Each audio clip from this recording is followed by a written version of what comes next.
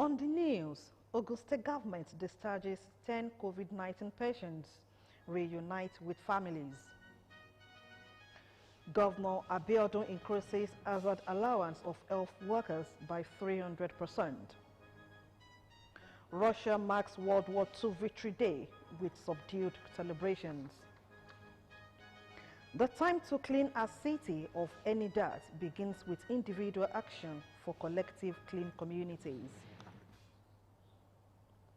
Hello and thanks so much for joining us on the news. My name is Bukola Agbakisu. Ogun State on Friday, 8 May 2020, discharged 10 COVID-19 patients to join their families and restart their lives again after each of them tested negative to the virus twice, bringing the total number of discharged cases in the state to 30. However, the NCDC announced 13 new confirmed cases of the virus in the state. This brings the total number of confirmed cases in the state to 113. In a statement by the Chief Press Secretary to the Ogun State Governor, Mr. Kunle Shomori, there are currently 79 active cases who are being treated in various treatment and isolation centers across the state. Health authorities have started identifying and isolating close and possible contacts of all confirmed cases. Residents are urged to stay at home, but if they must go out, they are advised to comply with distancing and hygiene measures, especially the wearing of face masks and regular hand washing. The Governor of Ogun State, Prince Dapo Abiodun, has approved increment of hazard allowance of health workers in the state by 300%. This is not unconnected with the exposure of the health workers to the risk occasioned by the treatment of coronavirus. The Governor stated this in a meeting with the leadership of the health workers across the state. Governor's Office correspondent Tunde Olaniro reports. These are the health workers in Ogun State. However, being a clinician myself, I am aware of the commitment, and I appreciate their commitment of my colleagues to the fight against COVID-19. Today, Your Excellency, sir, I'm pleased to inform you that all the various threats for action or downing tools have been called off by each and every one of the various associations that brought them forward. Their meeting with the Governor of Ogun State, Prince Dapo Abiodun, was to fashion out ways of moving the health sector in the state forward. We appreciate the transformation process going on in the Olabisi Onabanjo University Teaching Hospital. Also the transformation process going on in the hospital management board, especially at the state hospital, Ilaro, and the rest. We also want to thank you for ensuring that our members, that's the doctors and the rest of the health workers, were adequately protected during this pandemic. You provided us with personal protective equipment and other disposable protective items. We thank you because you have given us hope. There's an adage that says that the darkest part of the night is just before the dawn. I want to believe that we're in the darkest part of COVID-19 scourge. But very soon, there will be light, and there will be hope, and it will be a thing of the past. We can see what you are doing. We appreciate what you are doing. We appreciate what we have been able to say. Governor of Ogun State, Prince Dapo Abiodun, was full of appreciation to the health workers for a job well done in the fight against the spread of COVID-19. Where would we be without you people? You are the ones that at the front lines of this battle. You are the ones that, but for you, where would we be? How would we look after ourselves? We really, really appreciate all of you. From our nurses, nursing assistants, even the cleaners. I'm sure and I hope that my team have made available to you more personal protective equipment, because I immediately authorized that they should, I think the last day you came to the meeting, they should make available to you more face masks, thermometers, and personal protective wear. He notes that the plans and programs for the health sector are massive and will transform the sector. I'd instructed that a life policy be put in place for all our medical professionals. What we first did was, in line with what the federal government was going to do, we had put in place a life insurance policy for our frontline workers first. But we were persuaded to put it on hold because the federal government was planning something. But we went ahead anyway, regardless. And then subsequently, I instructed my team to extend that policy to all health workers, knowing fully well that you're all exposed. As it is the protocol everywhere in the world now, you have to take every patient that walks into any facility as a potential COVID patient until that patient, is diagnosed otherwise. I'm going to use my prerogative in appreciation for what you've done and what you've gone through and what you continue to go through.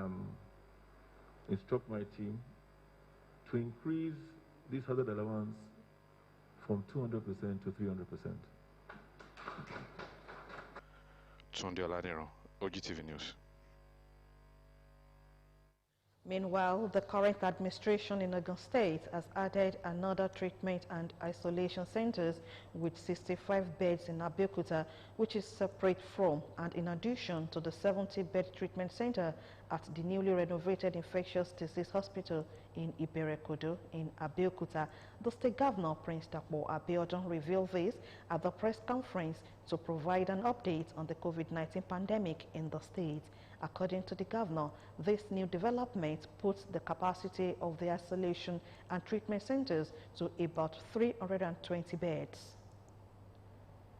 In the case of COVID-19 especially, we have continued to put in place adequate facilities towards ensuring we win the war against this enemy of humanity. In the last 1 week, we have added another treatment and isolation center with 65 beds right here in Abeokuta. This facility is separate from and in addition to the 70-bed treatment center at the newly renovated infectious disease hospital in Iberekodo here in Abeokuta, thus bringing the combined total bed space for the treatment of COVID-19 patients in Ogun State to over 300, about 320. Let me also appreciate once again all the Ogun State healthcare workers for their understanding and partnership with government, particularly in these trying times. Our frontline officers and all the various security agencies for their continued devotion, resilience, and patriotism. You have continued to put your lives in line to protect the rest of us. We appreciate you and we pray that God will continue to protect you in the line of duty to humanity.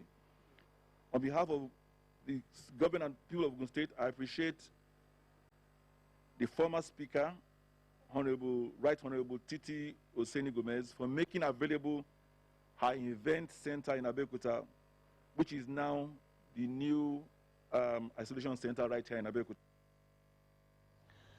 The governor warned against the spread of fake news as this may cause unnecessary panic among the public. At this point, it's also important that I state that the second phase of the distribution of our palliative packages is ongoing.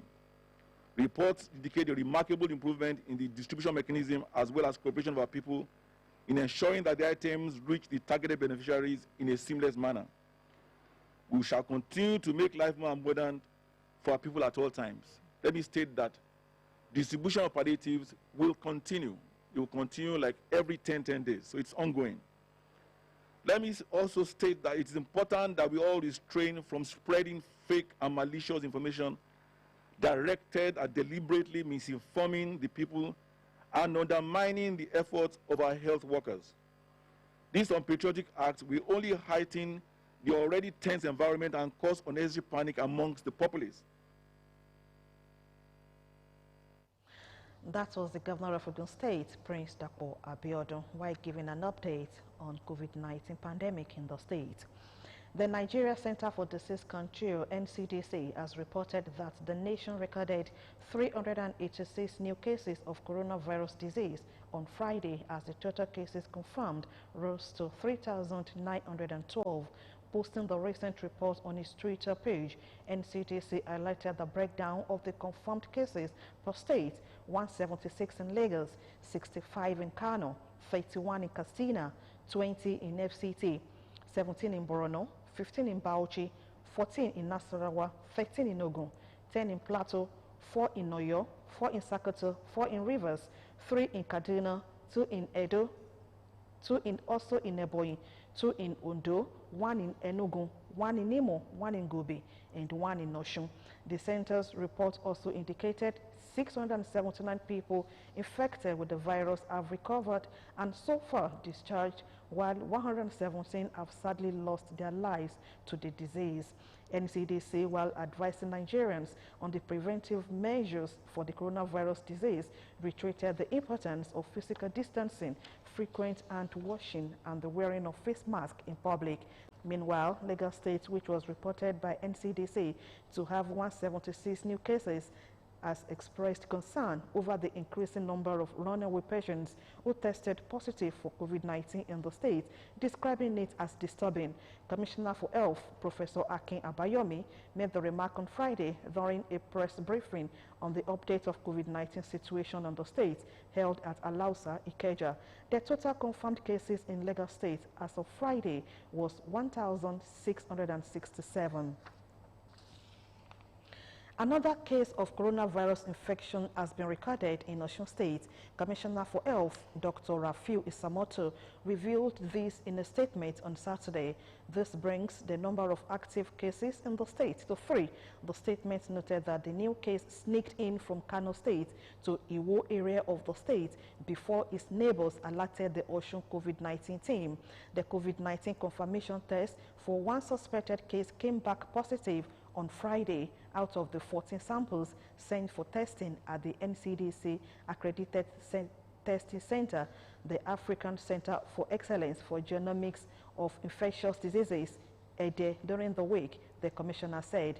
Furthermore, the commissioner disclosed that a total of 434 tests have been conducted at the NCDC accredited testing center in EDE, and that testing was still ongoing. Isamoto, who said that the state government is not resting on its oars in preventing community transmission of this virus, appealed to residents of the state to always be on the alert and immediately report any suspected case of coronavirus. He also urged them to accommodate anyone from outside the state at this time, saying that it is dangerous to do so at the moment. From Akwa Ibom State, the state government has intercepted a corpse suspected to have been smuggled from Lagos State. The corpse was intercepted at the border town between Akwa Ibom and Abia State, while 6 people who transported the corpse have been quarantined pending the confirmation of their test for COVID-19. The State Commissioner for Health, Dominic Upong, who disclosed this at a meeting with the Incident Management Committee, said the deceased has been buried. He said the deceased's body was transported in an ambulance from Lagos on Wednesday, 6 May 2020, and arrived at the border between Abia, where it was intercepted by security agencies in the following day.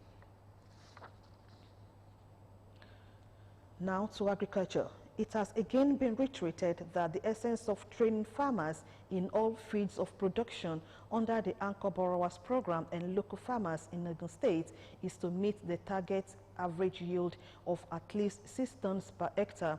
Adequate strategies towards achieving this, according to the State Commissioner for Agriculture, Dr. Adiola Odedino, has been pre-planned so as to meet the objective of the present administration, which is to make Ogun State the food basket of the nation. Ife Sholuade has details of the training exercise, which was held at Shagamu local government area of the state. Its report is presented in this package.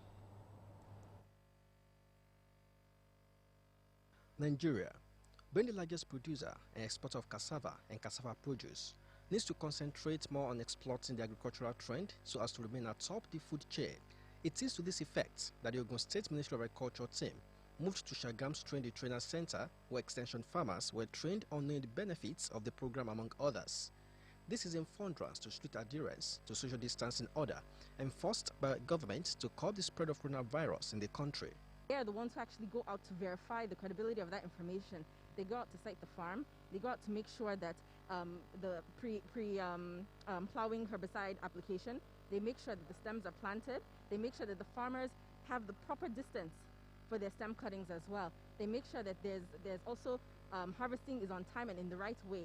So we're making sure that the farmers can go from 8 tons, 10 tons to a minimum of 25 tons per hectare. And we're hoping that most of our farmers are even able to exceed that, because we've seen that it is possible in Ogun State. Some farmers are even seeing up to 40 tons per hectare. The team also visited local agro-service center at Ikenne to inspect the agro-allied chemicals meant to be disbursed to farmers in the state, as well as the private food production and processing plants at Ikenne for added value chain network to promote public-private partnership agenda of the state governments. So farmers are supposed to visit all the input centers and register their request. And request from here will move to other direction. So in all the states, no farmer will be turned back here, no matter what we are looking for. The last port of call was the land clearing sites at Ikenne and Aton, where several hectares of government-acquired lands have been cleared and ready to be allocated to registered farmers in the areas. We've been always working together from the planning and up to this stage of implementation. And so all of us are working very hard. And in the next few weeks to get the youth farmers on the farm, and then the planting will commence. The government have provided resources to clear the 150 hectares of land here. And the next step is to allocate the land to young people. From here, we're also moving to other farm settlements so that all the land resources there will be useful for young people and other stakeholders who are interested in linkage to land for agriculture. He appealed to all intending farmers, private stakeholders, marketers, and most importantly, the youths, to explore this window of opportunity as the planting season commences. You're still watching OGTV News. After this time out, the news continues. Don't go away.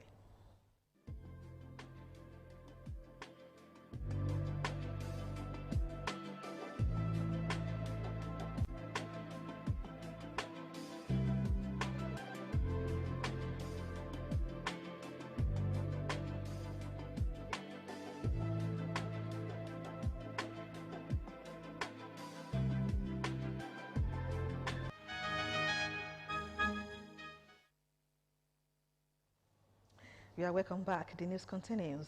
Nigeria statesman, lawyer, and former head of interim national government, Chief Ernest Shonekan, turns 84 today. Prior to his political career, Shonekan was the chairman and chief executive of the United African Company of Nigeria, which was at the time the largest African-controlled company in sub-Saharan Africa. OGTV News takes a look at the life and times of the man whose life story is centered on merit, humility, and service to humanity. Shemilori Amore has the details. Over 26 years ago, a group of courageous business executives and concerned persons, with the intent of throwing off the chains of state economic control, challenged Nigeria's military rulers to open up the country's economy. This dauntless group were led by Chief Ernest Shonekan, who rallied all parties towards the cause. Cog in the wheel of progress, and the public sector also look at the private sector as the ones that makes the ugly face of capitalism. They make all the money with the view to helping their employers to cut the money away. Shonekan was a seasoned and proven businessman with a wide network. His proven abilities and political neutrality made him a prospective leader for Babangida's Council of Civilians-run government, a government which was in the midst of economic turmoil and later came to political crisis. At the time, the Transitional Council was designed to be the final phase, leading to a scheduled handover to an elected democratic leader. Shonekan learned of the dire condition of government finances, which he was able to correct. Let's continue to work hard to make sure that we achieve the desired. By the end of June, Following the cancellation of the June 12 presidential elections, Nigeria was engulfed in political turmoil. Babangida decided to step aside and install an interim national government led by Ernest Shonekan.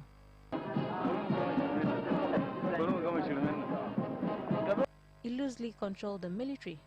The defense secretary made a military coup and took control of power in November 1993, just 3 months into his government.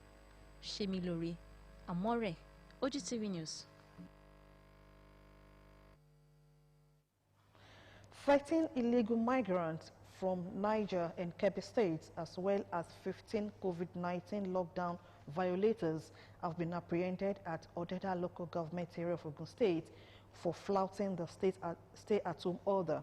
Transition chairman of the local government, Honorable Semiu Bola Lawal, stated this in an interview with OGTV News while giving situation reports in the area as the migrant sneaked into the state through Bakatari, the boundary town between Oyo and Ogun States. We'll give you details of the reports in the course of the news.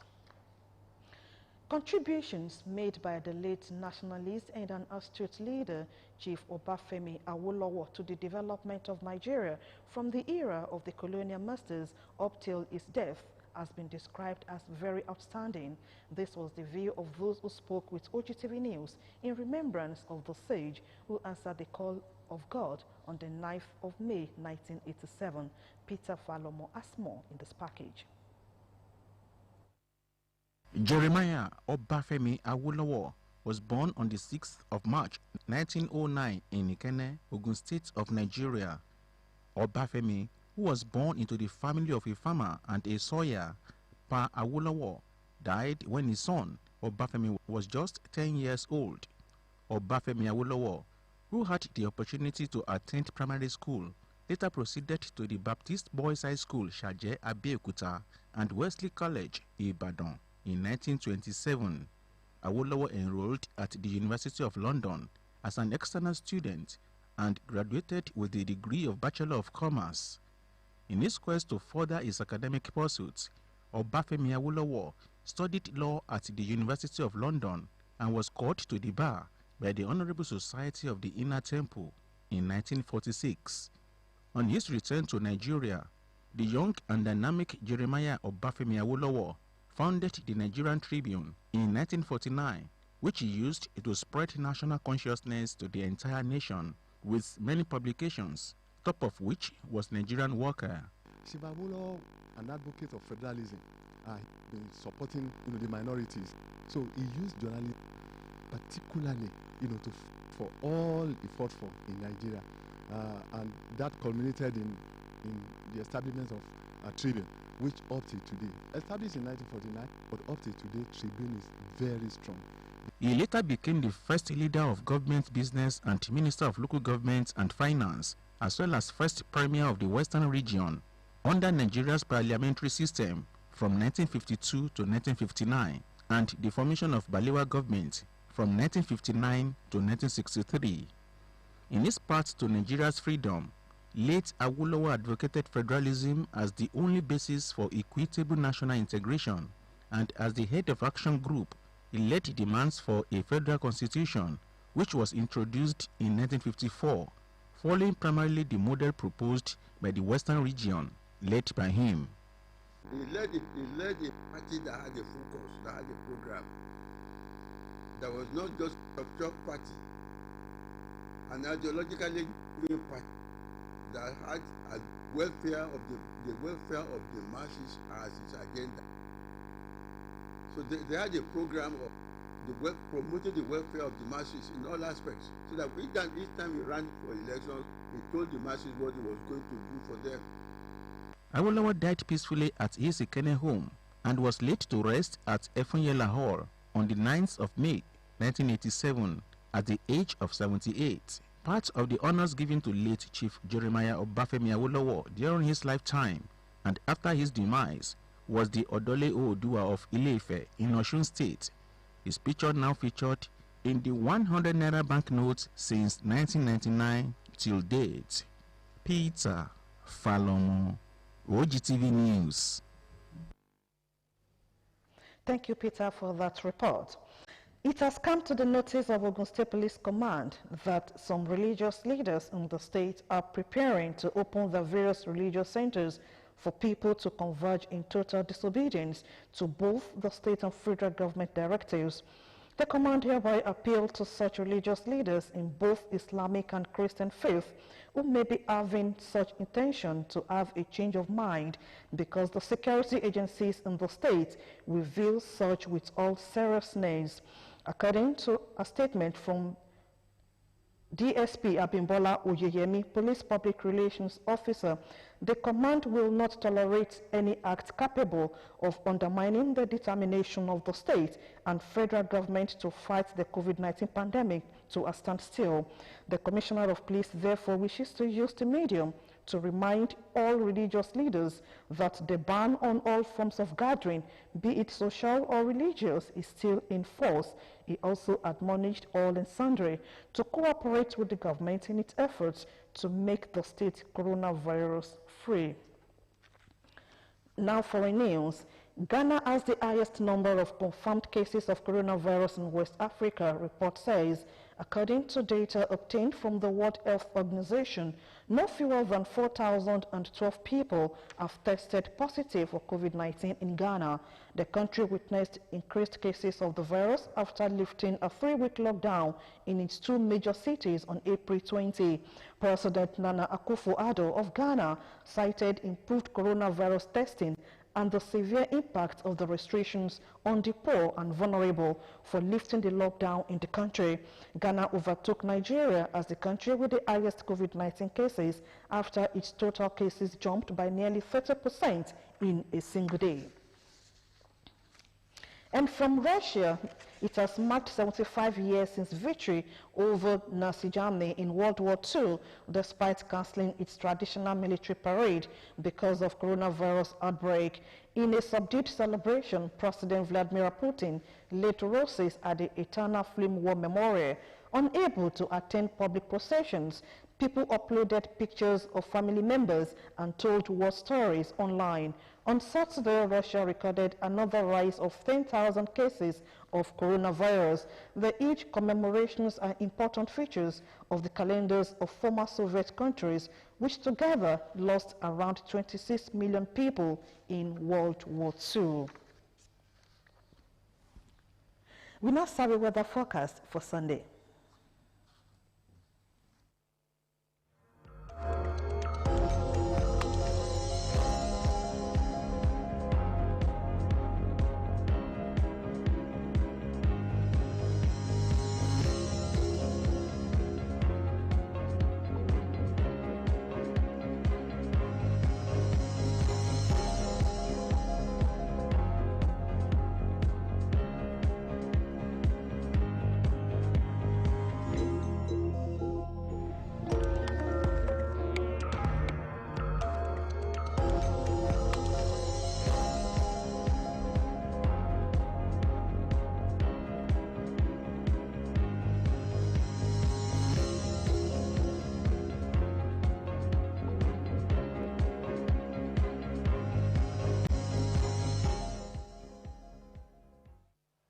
Do have a lovely day. And just before we go on the news, the time to clean a city of any dirt begins with individual action for collective clean communities.